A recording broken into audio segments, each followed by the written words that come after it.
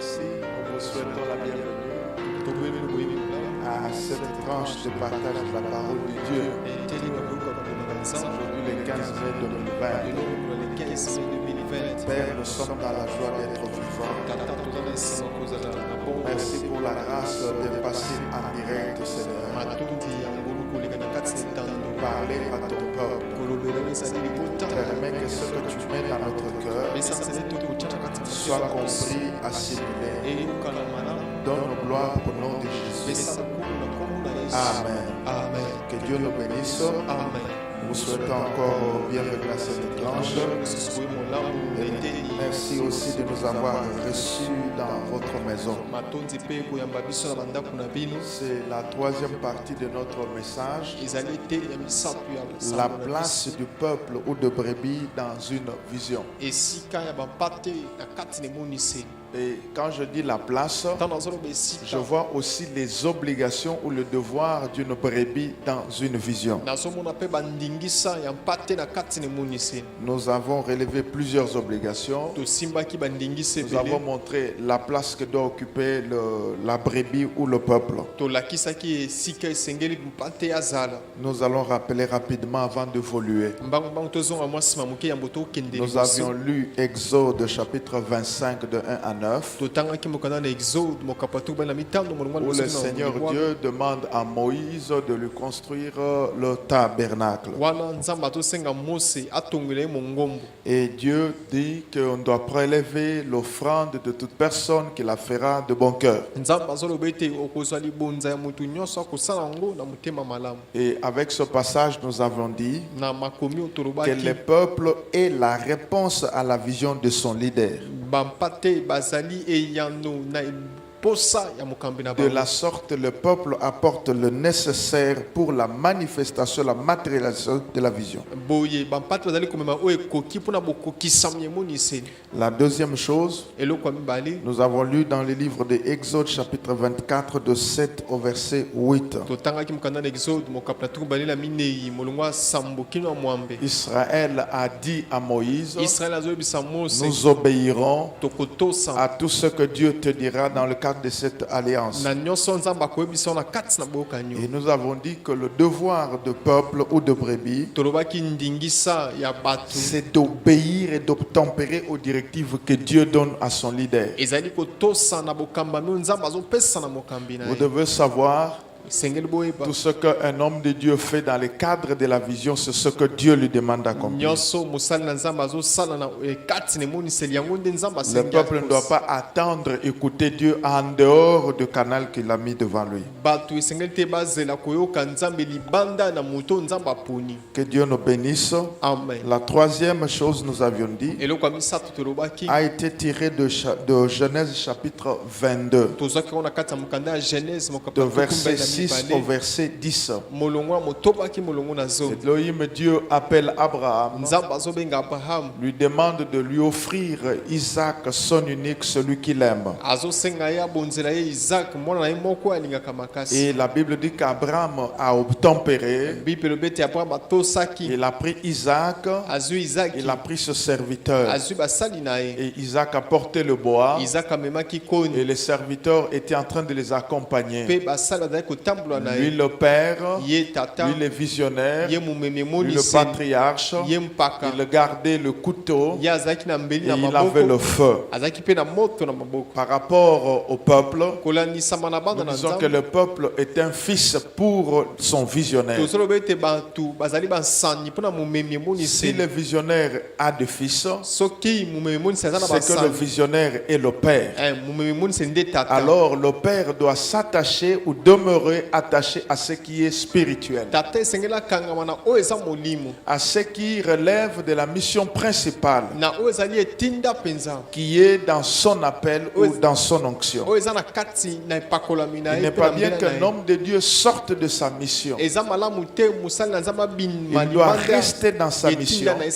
Quand un homme de Dieu reste dans la mission, l'onction qui lui a été donnée pour la réalisation de cette mission va l'accompagner, va le sécuriser, va répondre, et les anges qui sont attachés à cette onction, qui sont attachés à cet appel, ne manqueront pas de lui apporter le secours ou l'assistance.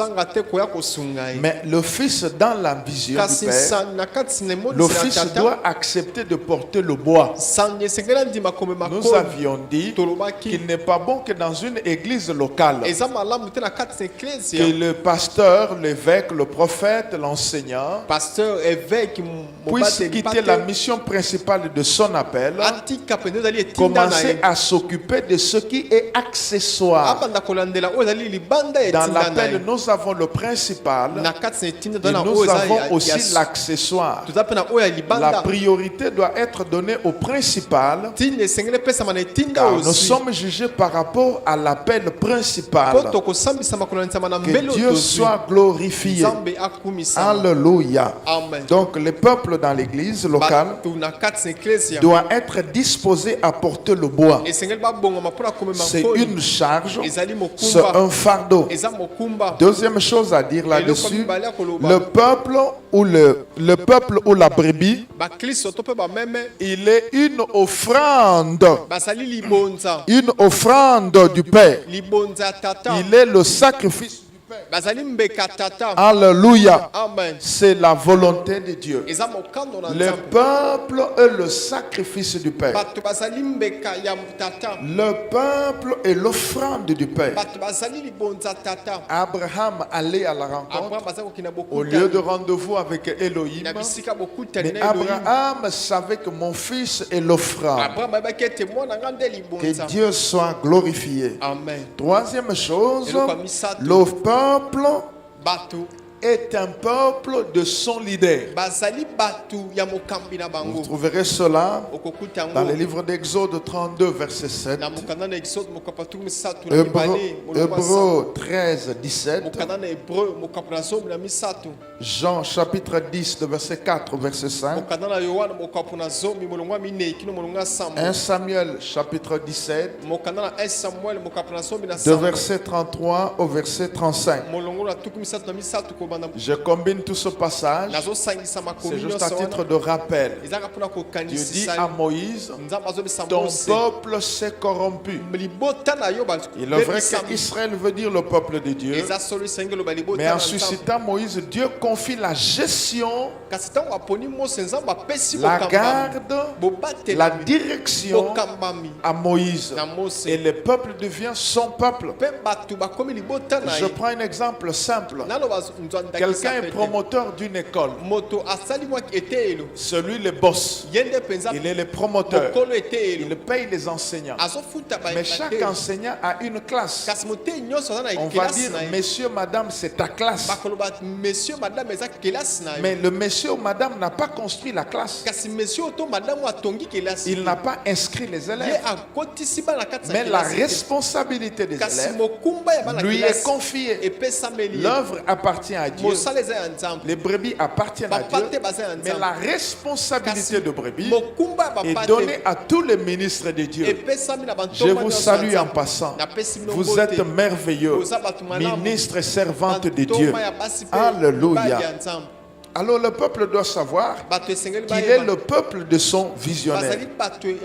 S'il est le peuple de son visionnaire, il doit l'écouter. Exode chapitre 4, de 1 à 8, Dieu parle avec Moïse. Moïse discute. Moïse hésite à cause de ses faiblesses, à cause de son infirmité, à cause de son incapacité. Je voudrais parler au leader. Nous ne sommes pas parfaits, mais dans cette imperfection, Dieu va se glorifier. Dieu ne nous choisit pas parce que nous avons été beaux, parce que nous avions fait quelque chose de bien, mais Dieu nous choisit par grâce. Et la Bible dit, cela ne dépend dépend ni de celui qui court, ni de celui qui veut. Mais cela dépend de Dieu qui fait miséricorde, à qui il fait miséricorde. Il fait grâce à qui il fait grâce. Et vous verrez au travers des Écritures, Dieu a choisi les choses faibles pour confondre les grandes choses. Il a choisi des hommes sans valeur pour confondre les intellectuels. Il a choisi ceux qui sont rejetés. Vous verrez un homme comme Moïse, il a une faiblesse dans le langage, mais il fait de grandes choses. Il choisit une dame comme Anne, une femme stérile, mais qui donne naissance à un grand homme de Dieu, le prophète Samuel. Il choisit un homme comme Zacharie. Il choisit le ventre d'une femme comme Élisabeth pour donner naissance à un grand homme de tout le temps que nous appelons Jean-Baptiste. Donc vous comprenez que le choix de Dieu dépend du seul critère de Dieu, que le Seigneur Dieu soit glorifié. Alléluia. En te regardant, je voudrais te dire que malgré ta faiblesse, à tes yeux, malgré ton incapacité, l'appel de Dieu, l'onction de Dieu est ta suffisance. L'onction de Dieu est ta suffisance. L'onction de Dieu comblera tes faiblesses. L'onction de Dieu attirera vers toi, ministre de Dieu, les hommes et les femmes, provision ou providence. Tu peux dire Amen. Amen. Quand tu as l'appel de Dieu, quand tu as l'onction et le pouvoir, tu auras tout. Parce que l'onction est notre réserve. Et la Bible dit que le premier signe qu'Élohim a donné à Moïse, le serpent, il jette la verge. C'est le serpent. Nous ne revenons pas là-dessus. Mais je voudrais dire que lorsque Moïse reprend la verge, les gens voient la verge, mais dans l'esprit de Moïse, il sait qu'il y a le serpent. Faites attention aux signes visibles. Faites attention aux supports matériels. Je n'en parle pas ce soir, mais je voudrais dire que c'était pour donner foi, courage à Moïse, pour lui dire, je suis avec toi. Deuxième signe, c'était la lèpre. Pour que les gens apprennent à lui faire confiance. Chaque homme de Dieu a un signe en lui. Quand les choses ne marchent pas, il invoque Elohim et il sait que Dieu lui répond. Et les gens diront, Dieu est avec lui. Que Dieu soit glorifié. On va lire Matthieu chapitre 9. Je lis au nom du Seigneur Jésus. De 1 à 8. Jésus étant monté dans une barque, traversa la mer et alla dans sa ville. Et voici, on lui amena un paralytique couché sur un lit. Jésus, voyant leur foi, et dit au paralytique, prends courage, mon enfant, tes péchés te sont pardonnés. Sur quoi quelques scribes dirent au-dedans d'eux, cet homme blasphème. Et Jésus, connaissant leurs pensées, dit, pourquoi avez-vous de mauvaises pensées dans vos cœurs? Car lequel est plus aisé de dire tes péchés sont pardonnés ou de dire lève-toi et marche? Or, afin que vous sachiez que le Fils de l'homme a sur terre le pouvoir de pardonner le péché, lève-toi, dit-il au paralytique, prends ton lit et va dans ta maison. Alléluia. Je bénis le Saint-Esprit. Et la Bible dit, quand la foule vit cela, elle fut saisie de crainte, elle glorifia Dieu qui a donné aux hommes un tel pouvoir. Vous comprenez qu'on amène à Christ un paralytique. Mais ce qui touche plus mon esprit par rapport au message de ce soir, la Bible dit ceci, et on lui amena un paralytique couché sur un lit. Jésus voyant leur foi. J'ai deux choses à dire. La première, pour qu'un miracle se produise, il faut que les conditions spirituelles soient réunies pour qu'il se produise. tel miracle, telle condition. La foi pour avoir un bébé n'est pas la même foi qu'il faut produire pour avoir une guérison, pour avoir telle délivrance, ou pour avoir l'argent. Chaque chose a une foi correspondante. Et cette foi vient de la parole de Dieu. Je mets de côté. Maintenant, écoutez. Celui que l'on a amené était dans une incapacité de parler. La Bible ne me dit pas que Jésus a vu sa foi. Jésus n'a pas vu sa foi. Jésus a vu la foi de ceux que l'on a amené. Cela veut dire qu'il y a de miracles qui se produisent à cause de la foi de ceux qui amènent le malade. Ça peut être un enfant. Il ne peut pas manifester sa volonté. Alors si les parents ont la foi, l'enfant sera guéri. Vous comprenez à peu près? Je vous renvoie au père qui avait amené son enfant aux disciples et puis il l'a amené à Jésus. Deuxième chose, alors il peut s'agir d'un adulte. Lorsqu'on amène dans une église locale un fou par exemple, ou un cadavre, ou quelqu'un qui est dans un état comateux, cette personne est dans l'incapacité de donner, de manifester la foi. Donc vous ne pouvez pas lui dire, as-tu reçu Jésus, crois-tu au miracle? Non, ce qui va opérer, c'est la foi de ceux que l'on a amené. C'est ça l'exemple ici. Ceux qui ont amené ce paralytique avaient une foi ferme qu'en allant à Jésus, le miracle se produira. Voilà pourquoi il était guéri. Je prends l'exemple de ce centenier aussi, dont l'enfant était guéri. Je prends l'exemple de cet homme, dont les serviteurs aussi étaient guéris. Et l'enfant et les serviteurs n'avaient pas vu Jésus, mais leur maître et le Père ont vu Jésus et avaient la foi. Je suis en train de te parler.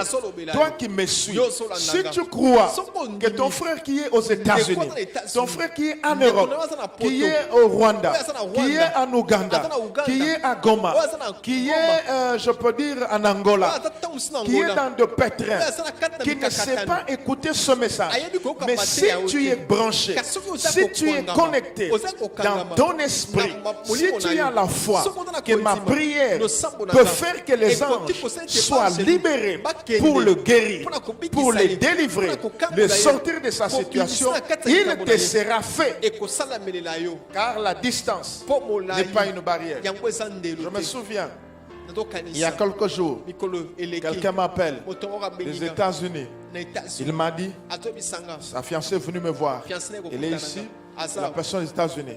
Elle me dit, évêque, je suis atteint de coronavirus.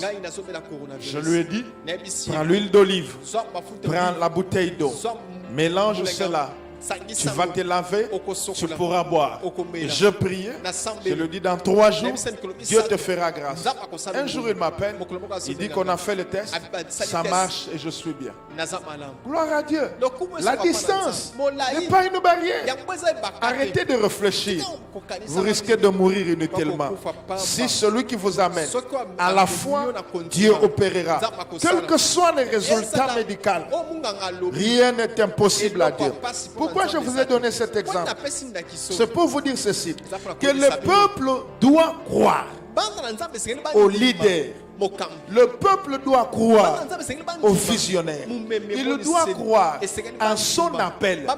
Il doit croire en la grâce de Dieu qui se trouve dans les leaders. Lorsque dans une église locale, les membres ne croient pas à leur pasteur, même s'il est loin, jusqu'à la moelle des os, il n'y aura rien.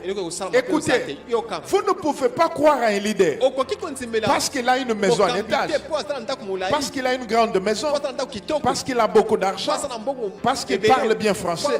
Non, même les leaders que Dieu a appelés, qui est piéton, qui est au village, qui est locataire, qui n'a pas mis au monde, peut au travers de sa prière faire que toi tu mettes au monde, peut te rendre riche, peut te guérir, alors que lui est toujours locataire, mais il t'enrichit. L'apôtre Paul dit, nous sommes regardés comme pauvres.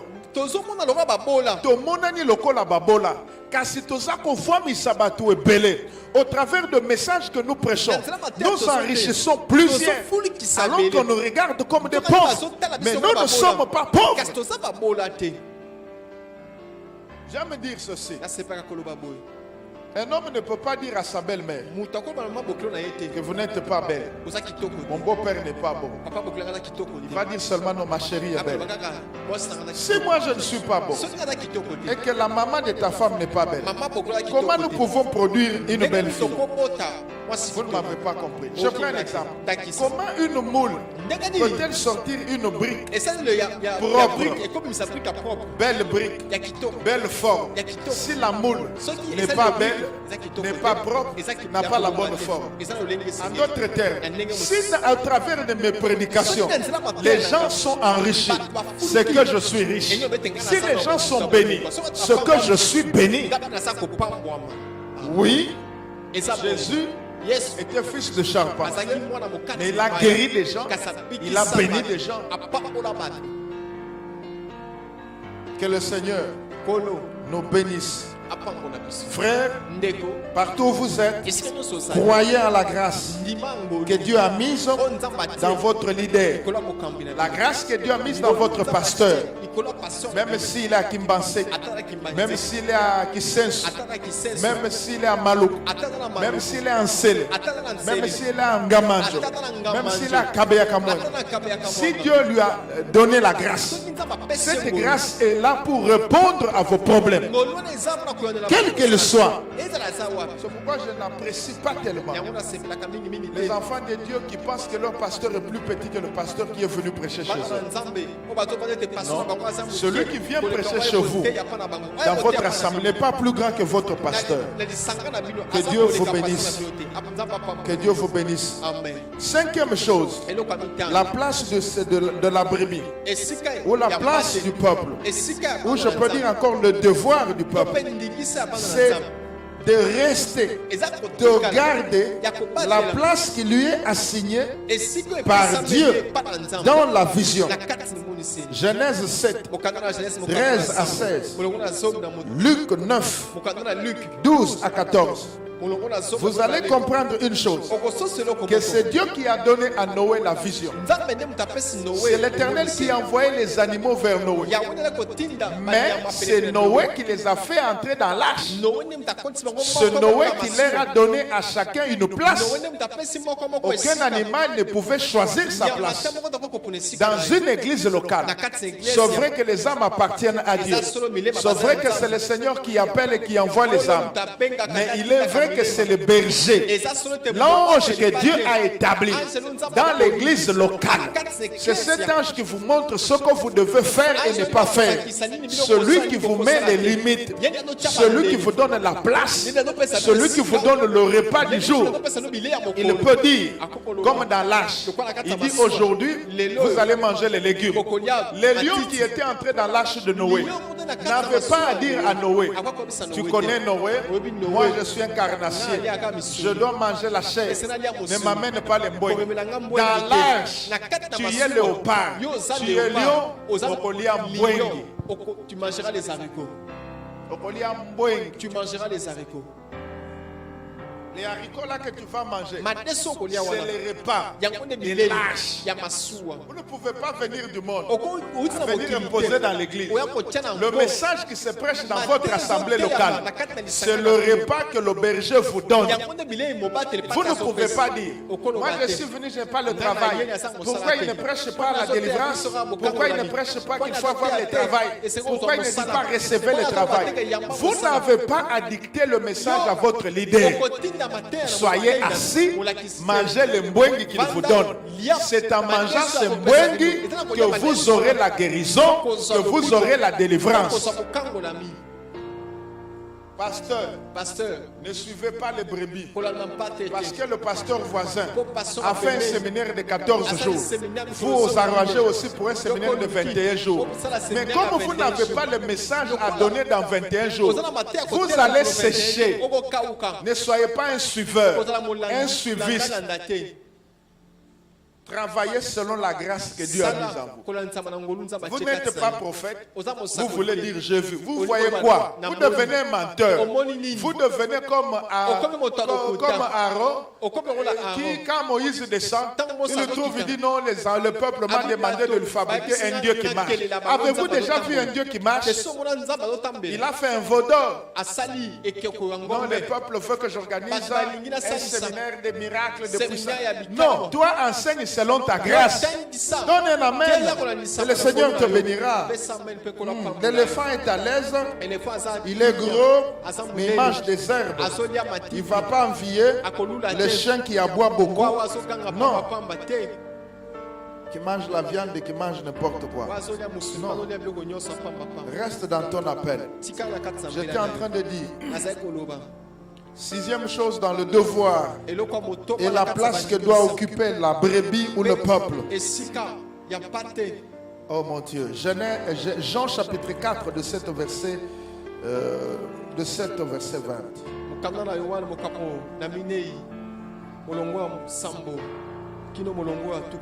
Vous lirez aussi le verset 28 au verset 30. Vous lirez le verset 39 au verset 42. Alors moi je choisis le passage à cause du temps. Jean chapitre 4. Et moi je veux lire le verset 17 jusqu'au verset 20.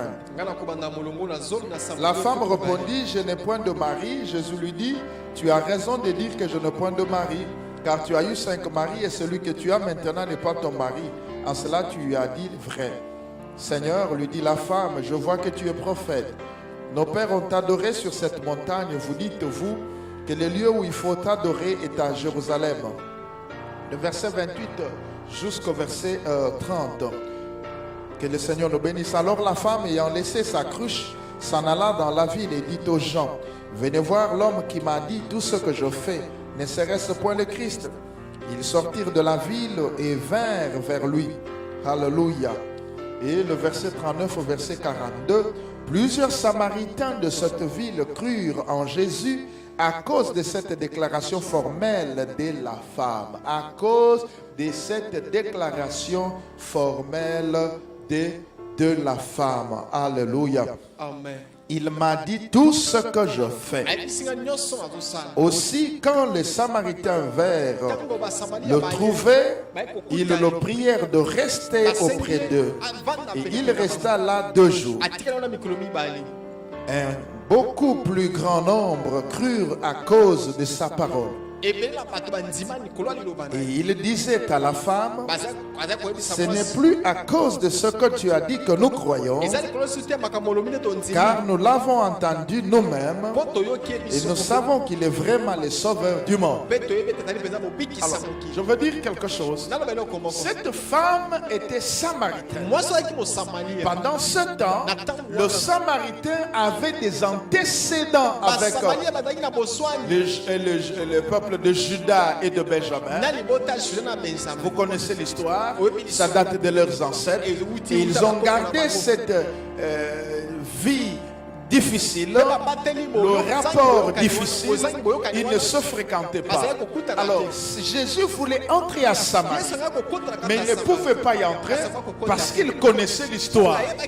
Mais Dieu permet qu'au niveau du puits de Jacob, qu'il rencontre cette femme et qu'au travers de la femme, la porte de Samarie soit ouverte au Seigneur Jésus.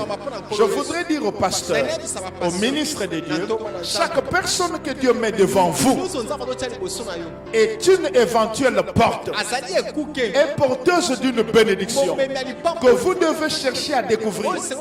Quelqu'un peut venir devant vous ou dans votre église locale, il ne vous donne pas l'argent, il ne vous donne pas de voiture, il ne vous fait pas de chèque, il n'est pas un grand intercesseur, il n'est pas un prédicateur, mais qui vous écoute, qui croit en vous.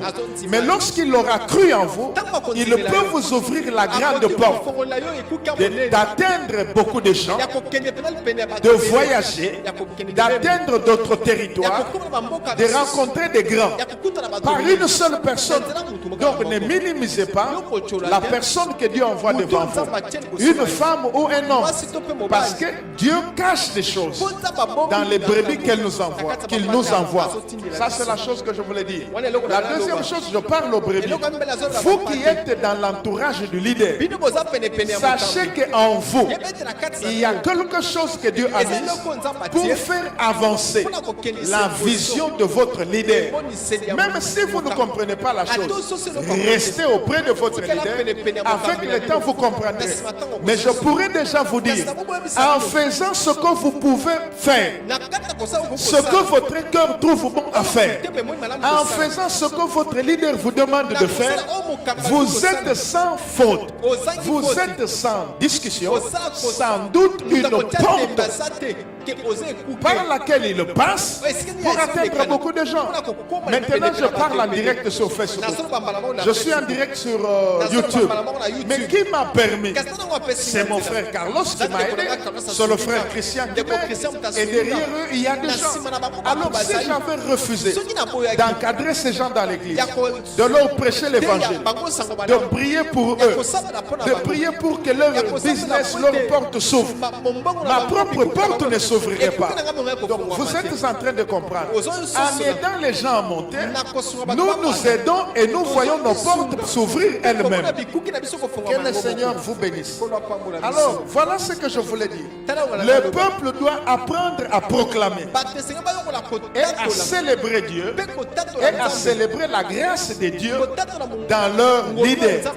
Cette femme samaritaine n'est pas prédicatrice de la parole, n'a pas ressuscité les gens, n'avait pas de verset biblique. Mais quand elle a rencontré Christ, elle est allée dire à son peuple, comme elle avait de l'influence. Frère, quand Dieu t'a choisi, parce que c'est un Dieu de calcul, il sait que vous avez de l'influence. Peut-être pas comme tel frère, peut-être pas comme telle soeur, mais vous avez une influence. Et Dieu se servira de votre influence. Dieu est un Dieu de calcul.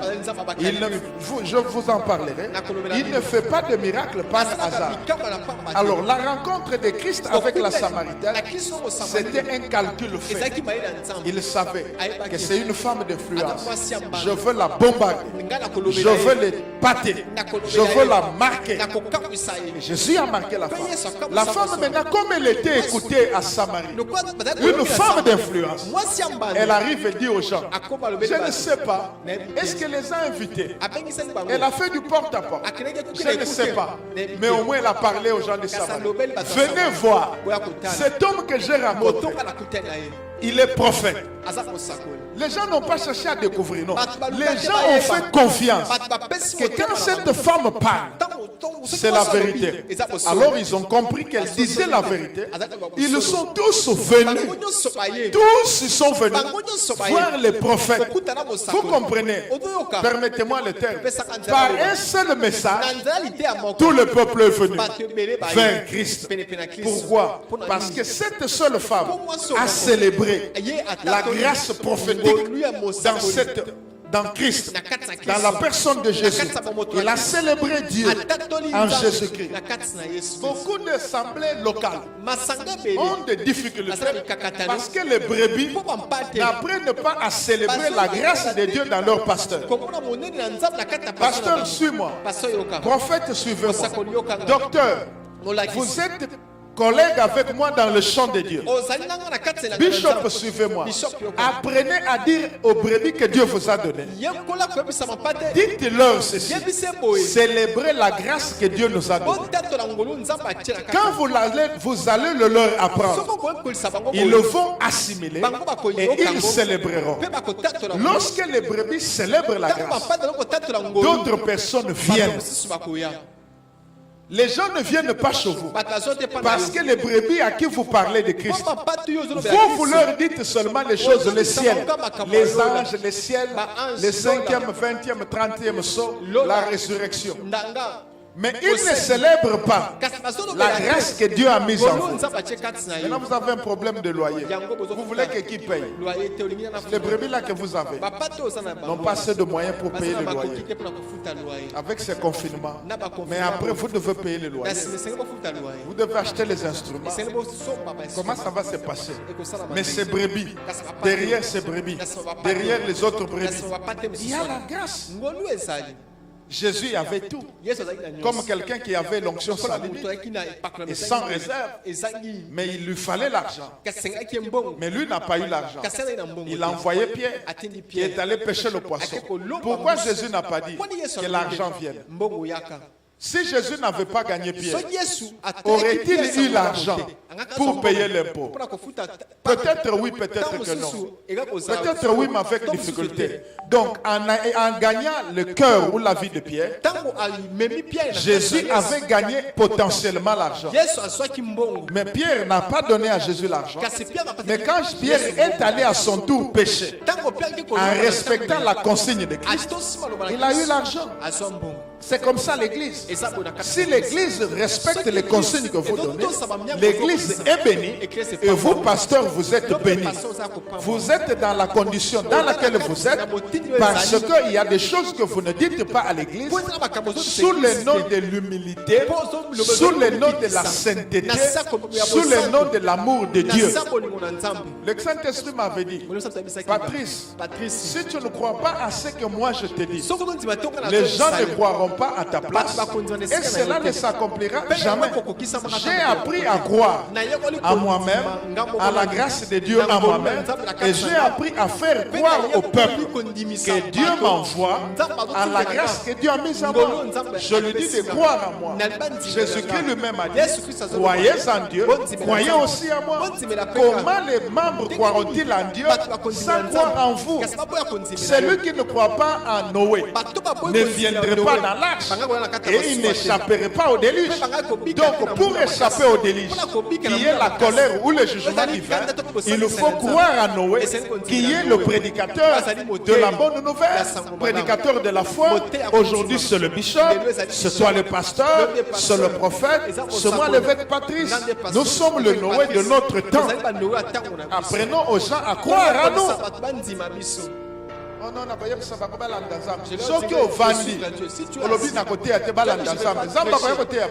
Dieu viendra pour leur prêcher. Si je m'étais maintenant, le Saint-Esprit va se mettre à tes pieds. Non, il se sert d'un support. Ce support, c'est Patrice Mboïtchel.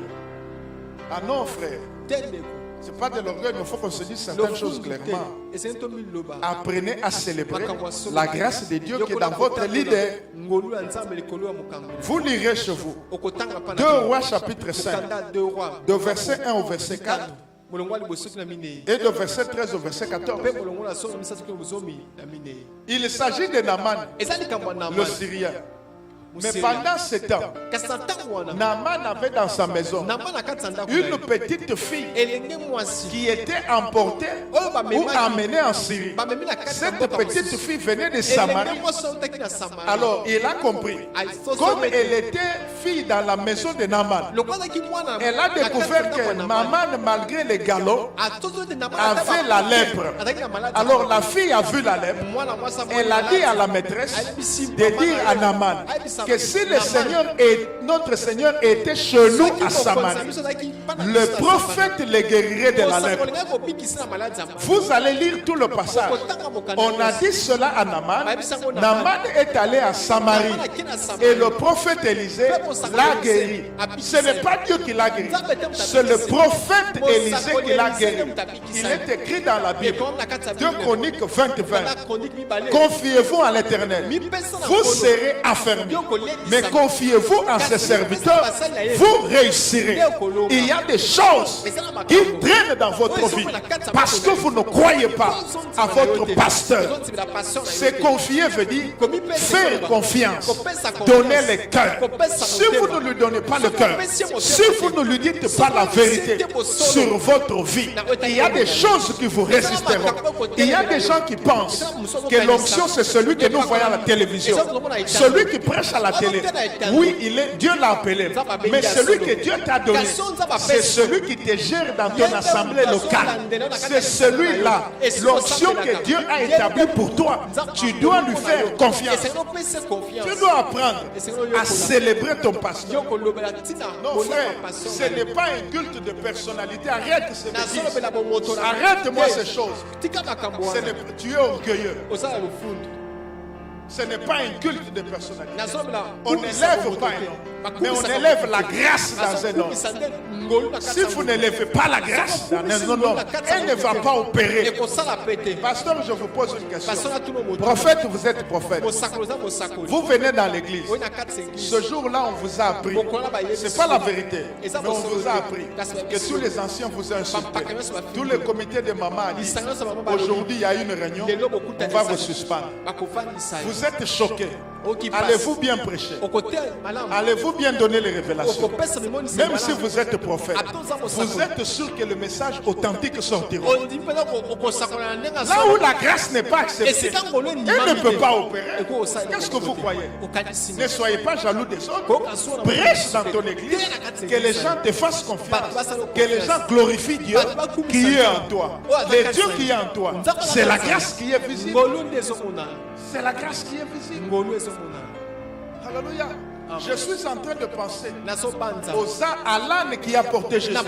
Quand Jésus est entré à Jérusalem, l'âne qui est entré à Jérusalem était attaché. Personne ne voyait l'âne. Je voudrais dire, on voyait l'âne, mais on ne s'occupait pas de l'âne. Mais le jour que Jésus est monté sur l'âne, les gens ont acclamé l'âne. En acclamant Jésus, l'âne a été acclamé. Plus grave même, Jésus n'a pas marché sur les rameaux. Jésus n'a pas marché sur les pagnes. Mais l'âne a marché en piétinant les rameaux et les pagnes. Je peux dire les vestes et tout ce qu'on avait mis, bref les tapis. L'âne a marché sur ça. Alors qu'il venait de la saleté, il venait de Lien. Il a marché sur ça et Jésus là était là en train de dire, oh c'est beau d'être sur l'âne. Et l'âne était en train de dire, c'est beau de porter le Seigneur, c'est beau aussi de marcher sur les pagnes. Laisse-moi te dire, cet âne prophétique, c'est toi le pasteur. C'est toi l'évangéliste, c'est toi le docteur, c'est moi Patrice Mpoichela qui te parle. Tant que j'ai le Seigneur à moi, tant que je laisse le Seigneur dominer sur ma vie, me conduire, moi j'aurai droit à l'honneur, j'aurai droit au respect, j'aurai droit au respect. Oui, j'aurai droit à la célébration. Quand je marcherai, les gens béniront le Seigneur en moi, qui est invisible, la grâce de Dieu. Donc je suis en train de dire, frère, dans votre église, bénissez la grâce. Si Dieu a fait la grâce, que votre église soit une assemblée qui a l'onction de délivrance. Même si vous n'avez pas mis le verset, quand vous rencontrez les malades, dites-leur, venez à foi et victoire, le Dieu de grâce, le Dieu de Mpoichela va vous délivrer. C'est une vérité. Je bénis le Seigneur. Tous les fous qu'on a amenés à la communauté chrétienne foi et victoire, Dieu les a guéris totalement, entièrement au nom de Jésus. C'est la grâce. Les femmes qui ne conçoivent pas, qui ont entendu parler de la grâce que Dieu a déversée dans la communauté chrétienne foi et victoire, qui sont venus avec la foi, ont été délivrés, ont conçu des enfants. Voilà ce que fait quand on célèbre, qu'est-ce qui arrive quand on célèbre la grâce. Célébrer la grâce qui est dans votre pasteur. Peut-être qu'il a la grâce d'apaiser le cœur, d'exhorter. Quand quelqu'un est troublé, amenez-le chez votre pasteur. Par la grâce, il va l'apaiser. Oh, que Dieu Tout-Puissant soit béni. Ce soir, je célèbre l'onction de Dieu dans la communauté chrétienne foi et victoire.